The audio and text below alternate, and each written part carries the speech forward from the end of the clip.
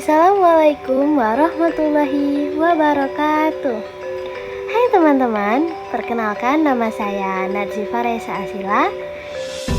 Saya berasal dari sekolah SMA Negeri 14 Palembang. Di sini saya akan menampilkan video yang bertema Sejarah Kerajaan Bacan. Kami akan membahas 5 materi mengenai Kerajaan Bacan. Selamat menyaksikan. Halo semuanya, perkenalkan nama saya Sabrina Aurelia. Saya di sini akan menjelaskan latar belakang Kerajaan Bacan.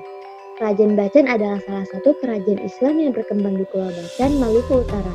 Kerajaan ini mulai tumbuh sekitar abad ke-16 atau 15. Awalnya sebagai kerajaan lokal sebelum memeluk Islam. Letak geografisnya strategis di jalur perdagangan rempah-rempah menjadikan Bacan penting dalam hubungan dagang regional.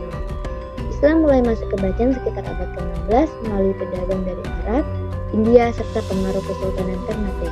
Raja Bacan pertama yang memeluk Islam kemudian menjadikan agama ini sebagai dasar kerajaan, sehingga Bacan dikenal sebagai salah satu kerajaan Islam di Maluku bersama Ternate, Tidore, dan Jilolo. Assalamualaikum warahmatullahi wabarakatuh. Perkenalkan, nama saya Muhammad Abis Parezi dari kelas bahasa E2. Saya akan menyampaikan materi tentang nama-nama raja pada kerajaan Bacan. Berikut ada nama-namanya. 1. Sultan Muhammad Al-Baqir adalah raja pertama yang memeluk agama Islam pada awal abad ke-16. 2. Sultan Alaluddin yang memerintah pada akhir abad ke-16, menjalin hubungan dengan Portugis dan Belanda. 3. Sultan Jamaluddin awal abad ke-17, aktif dalam perdagangan rempah-rempah. 4. Sultan Amiruddin, masa pengaruh VOC Belanda. 5. Sultan Muhammad Shadiq, awal abad ke-19, masa kolonial Belanda. 6. Sultan Mu'awiyah adalah raja terakhir sebelum kekuasaan kesultanan dihapus oleh Belanda. Setelah itu, Sabrina akan menjelaskan masa kejayaan politik. Yang pertama, dipimpin oleh Sultan setelah masuk Islam. Yang kedua, memiliki hubungan dengan kerajaan lain seperti Ternate dan Tidore. Yang ketiga, pernah berada di bawah pengaruh Belanda dalam masa kolonial. Selanjutnya di dalam bidang ekonomi, adapun yang pertama adalah mengandalkan perdagangan rempah-rempah seperti cengkeh dan pala.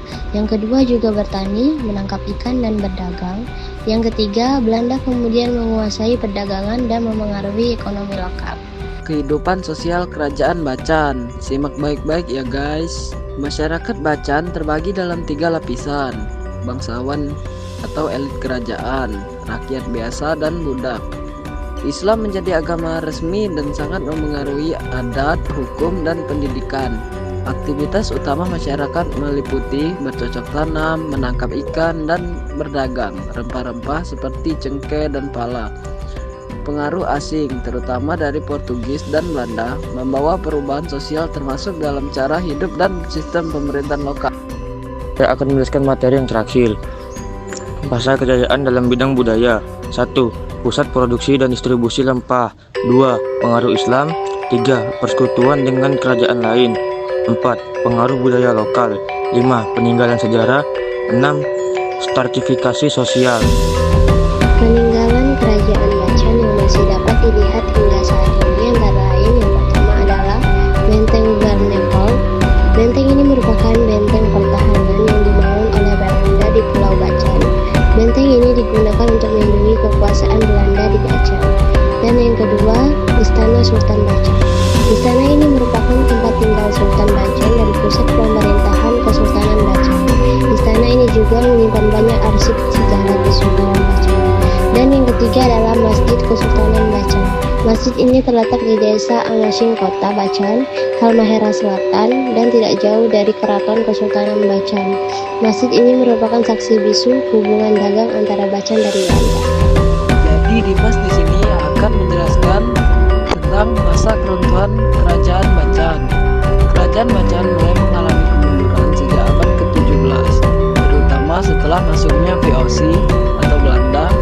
Namun keruntuhan secara resmi terjadi pada abad ke-19 saat Belanda menghapuskan sistem kerajaan tradisional dan menggantinya dengan pemerintahan kolonial langsung.